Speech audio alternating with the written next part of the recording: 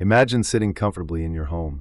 The evening feels peaceful, almost perfect, until you hear a noise on the other side of the room, just near the table. Something small, almost too quiet to notice. Your heart skips a beat as the silence returns, but you can't shake the feeling that you're not really alone. Tonight, you will hear 3 true stories from people who found out, far too late, how the place they trusted most became the place they feared the most. Because when the lights go out and you're by yourself, the real danger begins. But before we get started, here's something strange. Most viewers make one huge mistake. They leave without subscribing. Don't be one of them. Hit that subscribe button now, because tonight's journey into the darkness is just the beginning. These stories are only going to get more terrifying, and trust me, you won't want to miss what's coming next. Now, I want to hear from you. Where are you watching from, and what time is it there? Let me know in the comments below, because the night is only getting started, and the horror is about to unfold. Claire had been looking forward to a quiet night alone. The kind of night where the world outside slows down, and the only sounds are the familiar rhythms of her own home. It was a stormy evening in a small suburban neighborhood, a place where neighbors usually waved as they passed by, but tonight the streets were empty, save for the distant flash of lightning cutting through thick clouds. Inside the house, the old heater hummed softly, fighting against the chill creeping through the windows. The light above the kitchen sink flickered faintly, casting uneven shadows across the worn countertops. Outside, the wind tapped against the glass, like fingers trying to find a way in. The faint rumble of thunder rolled across the sky, low and distant, but close enough to remind Claire of the night's restless energy. She checked her phone one last time, hoping for a message from a friend to break the silence. But the signal was weak, barely registering a single bar. Somewhere nearby, the power flickered, causing the hallway light to dim briefly before steadying again. The neighbors' houses were dark, windows shuttered as if the whole street had gone to sleep, or maybe had simply left. Claire felt the quiet pressing in around her, a stillness so complete it almost felt like holding one's breath underwater. She moved slowly through the rooms, the creaks of the old wooden floor beneath her feet echoing louder than usual. In the living room, the ticking of a grandfather clock counted away the seconds, steady and unchanging. But as she settled into the worn armchair by the window, a subtle unease began to grow, a feeling that she was being watched, though no one was there. A faint sound came from upstairs, almost too soft to notice. A slow, dragging noise like footsteps on the floorboards, but the house was supposed to be empty. Tonight, Claire wasn't just alone. Something else was stirring. As the night deepened, the storm outside grew fiercer. The wind howled through the trees, rattling the windows and making the house shudder with each gust. Claire sat quietly, trying to focus on a book, but her eyes kept drifting toward the ceiling, as if waiting for something to happen. The soft, almost rhythmic noise she had heard earlier returned, a faint scraping, like something being slowly dragged across the attic floor. She told herself it was probably just the house settling, or maybe a branch brushing against the roof. But the sound didn't stop. It grew louder, more deliberate, more real. Claire's breath caught as the noise shifted, now accompanied by a faint thump, and then a slow creak of a door opening somewhere above her. The attic door, she thought, but the attic had been sealed shut for years, ever since the previous owner had moved out. Her fingers trembled as she reached for her phone to call her best friend, but the screen showed no signal. No bars at all. A cold sweat ran down her neck. The heater's soft hum seemed distant now, as if it were struggling against an invisible weight pressing down on the room. Suddenly, a faint draft brushed past her, making the pages of her book flutter. She looked up sharply, her eyes scanning the shadows near the doorway. There was a moment of silence, a pause that felt endless, before a slow knock came from the attic stairs. 3 sharp, measured knocks. Not loud enough to be heard outside the room, but unmistakably close. Claire's heart hammered in her chest as she rose cautiously, each step heavy with dread. She reached the foot of the attic stairs, staring upward into the darkness above. The single bare bulb hanging from the ceiling flickered wildly, then steadied. Her eyes searched the gloom, but saw nothing. Still, the sounds continued, footsteps now pacing just above her, slow and soft, moving back and forth, as if someone was walking the length of the attic, watching, waiting. In the dim light, she noticed something odd, a small object lying near the stairs. A dusty, yellowed photograph. She picked it up carefully, wiping away years of grime. It showed a family she didn't recognize, standing in front of the house. On the back, a faded note in shaky handwriting. Leave before the visitor comes. Claire swallowed hard, the room suddenly feeling much colder. The visitor? What visitor? And was it still here? Claire's hands trembled as she stared up at the attic door. The faint glow from the hallway light cast long shadows across the stairs, but the darkness inside the attic remained impenetrable. Her breath hitched. The air around her grew heavy, colder than before, as if the very atmosphere was thickening with something unseen. She knew she had to see what was up there, but every instinct screamed at her to turn away. Slowly, she reached out and grasped the old wooden handle. It was colder than the air itself, slick with moisture. With a soft creak, the attic door began to open, revealing a narrow staircase swallowed by darkness. She took a shaky step up, the worn boards groaning underfoot, the sound sharp and echoing in the confined space. As her eyes adjusted, she made out a faint outline, an old trunk, coated with dust and cobwebs, sitting in the far corner. The smell of damp wood and forgotten things filled her nostrils. Claire's heart pounded loudly enough that she was sure it echoed off the attic walls. She moved toward the trunk, each step slow and deliberate, the weight of unseen eyes pressing down on her. Her fingers found the latch, stiff and resistant. With effort, it gave way, revealing the contents inside: old photographs, yellowed letters, and strange objects that looked out of place in a family attic. Then, as she pulled one photograph from the pile, a soft but sudden slam echoed through the attic. The door had shut behind her. Claire spun around, panic rising in her chest, but the door was firmly closed. She pounded on it, shouting, but her voice seemed swallowed by the darkness. The faint sound of footsteps, soft and slow, circled around her, growing closer. The air grew colder still, her breath visible in the dim light. Then, barely audible but unmistakable, a whisper. "You shouldn't be here." Frozen in place, Claire felt the temperature drop further, the walls closing in. The visitor had arrived.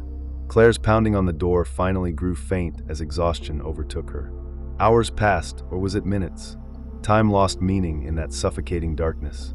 Then, without warning, the door creaked open just enough for her to slip through, gasping for fresh air. She stumbled down the stairs, heart still hammering, the house silent except for the storm raging outside. Outside, rain poured in sheets, drenching her as she scrambled down the porch steps and into the night. She didn't stop until the neighbor's porch light came into view. Empty, dark, no sign of anyone. When she finally caught her breath, Claire called the police. But there was no sign of forced entry. No footprints, no disturbances. The officers found nothing unusual in the attic. No sign anyone had been there, no trunk, no note. Weeks later, Claire uncovered an old family journal tucked away in the basement, a diary belonging to her grandmother. Within its fragile pages, she read a story she'd never heard before. Her grandmother had lived in the same house decades ago and had locked the attic door for one simple reason. The visitor was a man who had once lived there, a man who disappeared mysteriously after a terrible storm. Locals whispered that he never truly left. The note, the footsteps, the cold air, they were warnings left behind through time, echoing across generations. Claire's grandmother had written in trembling script, some doors should remain closed. Some visitors should never be invited in. And now, the visitor had found her. Michael was used to the solitude of his small apartment, nestled deep within the walls of an aging building that had seen decades pass quietly around it. The creaking pipes, the faded wallpaper peeling in corners, the soft hum of the heating unit, all familiar sounds that had become the backdrop to his everyday life. Tonight, like many nights before, he was alone, preparing to settle in for sleep after a long day of classes and study. The room was dimly lit by a single lamp near the bed, casting soft shadows on the worn carpet and faded furniture. The old wooden floorboards groaned gently beneath his feet as he moved about, turning off lights and locking windows against the chill night air. The scent of the city outside drifted faintly through a cracked window, the distant honks of cars, muffled footsteps on the pavement. But inside, the apartment felt different tonight. Quieter, colder. As Michael brushed his teeth in the small bathroom, his gaze flicked toward the large mirror hanging on the wall across the room. For a moment, something caught his eye, a movement behind him in the reflection. A faint figure, just a shape really, standing still watching. His heart quickened. He spun around, but the room was empty. No one was there.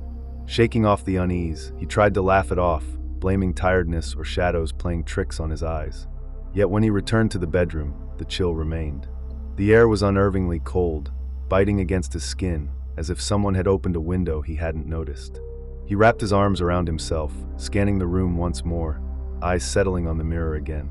There it was, the shape clearer now, though still blurred, standing motionless behind where he had just been. His breath caught, pulse quickening. He reached out, touched the mirror's cool surface. No one was there, but the reflection remained. Michael knew then this was no ordinary night. Something in his apartment was watching him, waiting for the darkness to fall deeper. Night deepened around Michael's apartment, and with it, the uneasy feeling that had settled in his chest refused to fade. The figure in the mirror lingered, not moving, not changing, but always there, just beyond the edge of his vision. At first, he tried to ignore it, focusing on small tasks like tidying the cluttered desk or scrolling through his phone, but the reflection never left. The air grew colder still, chilling his skin in spots as if invisible hands traced across his arms. Lights flickered intermittently.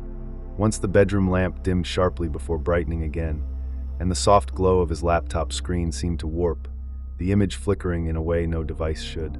His phone buzzed with no notification, the screen flashing a brief, ghostly white. Then, the television switched on by itself, startling him. Static filled the screen, the crackling noise loud in the silent room. He reached to turn it off, but the remote slipped from his fingers as if pushed by some unseen force. Michael's pulse raced. The shadow in the mirror seemed to edge closer, its shape becoming more defined, an outline of a face, pale and expressionless, eyes that never blinked. He tried filming the mirror with his phone, hoping to capture what his eyes saw, to prove it wasn't all in his head. When he played back the video, the screen showed the figure clearly, standing right behind him. Yet when he turned around, the room was empty. No sound, no movement, just silence. Every reflective surface, windows, phone screen, polished table, revealed the same haunting presence.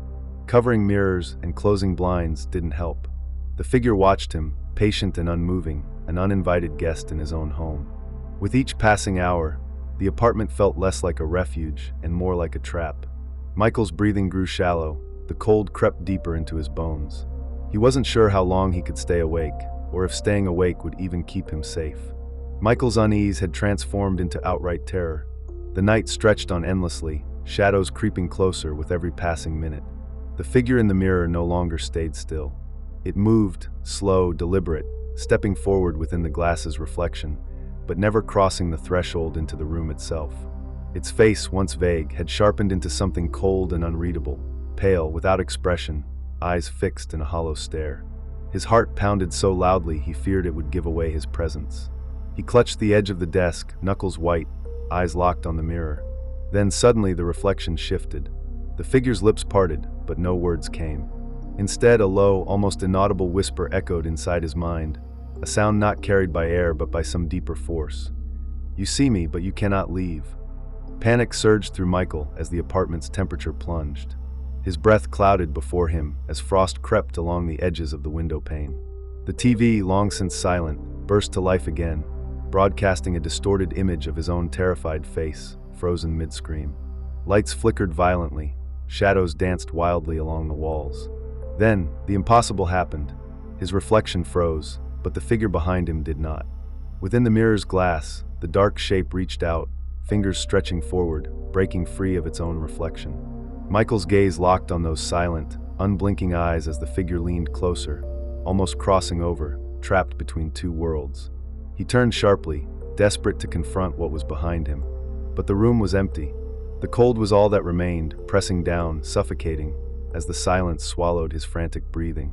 The reflection held the secret, but he was caught, unable to look away, unable to escape what waited just beyond the glass. Michael fled the apartment the next morning, leaving behind the cold shadows and the mirror that had held his torment. He stayed with friends, refusing to return to the place that had become a prison. Weeks passed, and life began to settle back into a fragile normality, until a package arrived at his new address. No sender's name, no note, only a carefully wrapped box. Inside lay an old mirror, its surface dulled with age and speckled with tiny cracks that seemed to crawl beneath the glass like veins. A single phrase was etched faintly across the back: "I'm still here." The weight of those words pressed down on Michael like a physical force. He could almost hear the whisper again, echoing through the silent rooms of his apartment. He tried to discard the mirror, but each time it returned, left on his doorstep, placed beside his bed, or resting silently in the corner of a room he thought he'd cleared. The reflection inside the glass was never empty. That same pale figure lingered, watching, waiting. Friends grew distant, unable to understand the fear that gripped him. Michael's nights became restless, haunted by dreams of frozen faces and endless reflections. The boundary between what was real and what was trapped behind the glass blurred until even waking felt uncertain. He learned later that the building had a history, stories of tenants vanishing without a trace, of reflections that moved on their own, and of a presence tied to the mirrors themselves. Something that had slipped through from the other side, never fully leaving. Michael understood then that the figure was no stranger. It was bound to him now, a silent companion in every darkened room. A reminder that some reflections never fade, and some guests never leave. Lisa had always sought solitude in the quiet woods. Her cabin, nestled deep among towering trees and thick underbrush, was more than just a home. It was her refuge from the noise of the world. The winding dirt road leading to the clearing was long and often swallowed by fog, the kind that made even familiar paths seem unfamiliar. Here, surrounded by nature, she found a strange peace. But nights in the cabin were different. The usual sounds of the forest, the rustle of leaves, the distant call of owls, the occasional snap of a twig underfoot, were muted, almost absent. Instead, an unnatural stillness settled over the woods after dark, broken only by the faint, haunting calls of distant animals. It was as if the forest itself was holding its breath. Inside, the cabin was warm and simple. A fire crackled softly in the stone hearth, casting dancing shadows along the rough wooden walls. Lisa moved quietly through the space, locking doors and windows with practiced care. The old locks clicked into place, bolting out the outside world. She double-checked each latch, confident everything was secure. But as she climbed the stairs to her bedroom, a cold shiver ran down her spine, an odd sensation that something was watching, waiting. Then, breaking the silence, came a sound that froze her blood, a door opening downstairs. Not a creak or groan of the old house settling, but a deliberate, slow opening of a door she knew had been locked tight. Her breath caught in her throat as she listened, the hairs on her arms rising. The cabin was supposed to be empty, supposed to be safe. Lisa's heart pounded as she strained to hear beyond the faint sounds of the night. The woods pressed close around the cabin, dark and thick, hiding secrets that stretched far beyond the tree line. But inside, something had crossed the threshold, something she hadn't invited. The sound of the door opening echoed through the cabin, a slow and deliberate creak that seemed to stretch into the night like a warning. Lisa's breath hitched as she stood frozen, every sense sharpened and alert. She had locked that door herself just moments before. There was no way it should have moved. And yet, there it was, opening again, a soft but unmistakable sound of wood scraping against the floor. She moved cautiously, every footstep muffled against the worn rug. The fire flickered weakly in the hearth, casting long shadows that shifted and danced like silent figures across the walls. Outside, the wind sighed through the trees, rustling branches that tapped against the cabin like soft fingers reaching in. The air inside grew colder, unnaturally so, as if a window had been left open, though Lisa knew she had shut every pane tight. A faint smell drifted through the room, a mix of damp earth and smoke, something ancient and unsettling. It filled the space between the warmth of the fire and the chill creeping up her spine. Lisa's eyes scanned the room for any sign of movement. She noticed small changes, objects slightly out of place, a chair angled differently than she remembered, a blanket tossed carelessly where it had been folded neatly. The sounds came again, footsteps on the creaky wooden floor, slow and cautious as if someone, or something, was pacing just beyond her sight. She reached for her phone to call for help, but the screen remained dark, dead of signal. No service, no connection to the outside world. She was completely alone, or so she thought. Setting up a small security camera seemed the only option to catch whatever was moving through her home. But when Lisa reviewed the footage, the screen was filled with static, the images distorted and broken at crucial moments. The camera caught no figure, no shadow, only flickers of static that seemed to pulse with a life of their own. The unseen presence was not just watching, it was playing, moving with intention, a silent game unfolding in the empty spaces of her refuge. The night deepened, and with it, the weight of silence grew heavier in Lisa's cabin. The cold pressed into every corner, creeping beneath doors and slipping through cracks as if it had a life of its own. She lay awake, heart pounding against her ribs, the shadows around her thickening like a living thing. Suddenly, the breathing started. Not her own, but a slow, heavy inhalation just beyond the edge of hearing. It was there, soft, rhythmic, impossibly close. Lisa's eyes darted around the dark room, barely visible in the pale moonlight filtering through the curtains. The air felt charged, every molecule thick with tension. Then, a presence emerged from the shadows, at first just a shape, a vague outline near the window. She blinked, trying to clear her vision, but the figure remained, still and silent. As her eyes adjusted, she could see the faintest details, an outline of a person standing, motionless, watching her. A sudden gust swept through the room, causing the curtains to billow and the fire in the hearth to sputter. The figure didn't move, but the temperature dropped sharply, Lisa's breath now visible in the cold air. The cabin felt smaller, as if walls were closing in, trapping her in a space where the past and present blurred. She reached for the light switch, but the bulb shattered with a sharp crack, plunging the room into darkness. The heavy breathing grew louder, accompanied now by slow footsteps pacing just outside her bedroom door. Lisa's pulse thundered in her ears as the footsteps stopped. The door creaked open with agonizing slowness. For a moment, all was still. Then a whisper barely audible. "You can't leave." Frozen, Lisa watched the door's shadow stretch across the floor, waiting for something, anything, to appear. But when she finally summoned the courage to look, the room was empty. The only proof of the visitor's presence was the open door and the chill that refused to fade. The first light of dawn crept softly through the cabin's windows, casting pale beams across the worn wooden floor. Lisa sat quietly, wrapped in a thick blanket, the fire long since reduced to glowing embers. Though the morning brought a fragile calm, the weight of the night's terror clung to her like a shadow she couldn't shake. She moved through the cabin, searching for answers in the scattered objects. The chair moved, the blanket tossed, but there was no sign of who or what had disturbed her sanctuary. The air still held that strange scent, earthy and smoky, and the cold lingered in corners that should have been warm. Later that day, she spoke with a neighbor, an old man who had lived in the area for decades. His eyes darkened when she mentioned the strange noises, the footsteps, the open door. He told her stories, whispers about the cabin's past, of the man who vanished without a trace years ago, and of others who had stayed there, only to leave suddenly, claiming the place was not empty. He warned her that the woods around the cabin held secrets, that the boundary between this world and something else was thin there. "Some things don't leave," he said quietly. "They stay behind, waiting." Lisa realized then that the visitor was not a random presence. It was tied to the land, to the cabin, to the history buried beneath the trees. It was a presence that slipped between moments, lingering just out of reach. And though the door was locked, the visitor had come in, unseen, uninvited, and unwilling to leave. Being home alone at night can feel peaceful. But sometimes, what you don't see lurking in the quiet is the most dangerous of all. Tonight, you've heard stories of those who faced what hides in the silence, who discovered the unseen guests sharing their space. And though these tales ended, for now, the question remains, what about your home? What waits in the quiet corners when the lights go out? Which story chilled you the most? Which one made your skin crawl, or your breath catch in your throat? Have you ever felt eyes on you when you were supposed to be alone? Have you heard footsteps where there should be none? Share your stories below, your real experiences, your questions, your fears. Because sometimes, the scariest stories are the ones we live ourselves. If you want more true horror stories, real tales that will keep you awake long after the screen goes dark, then hit that subscribe button now. Turn on notifications, because the darkness has many secrets yet to be told, and we're only just beginning to uncover them.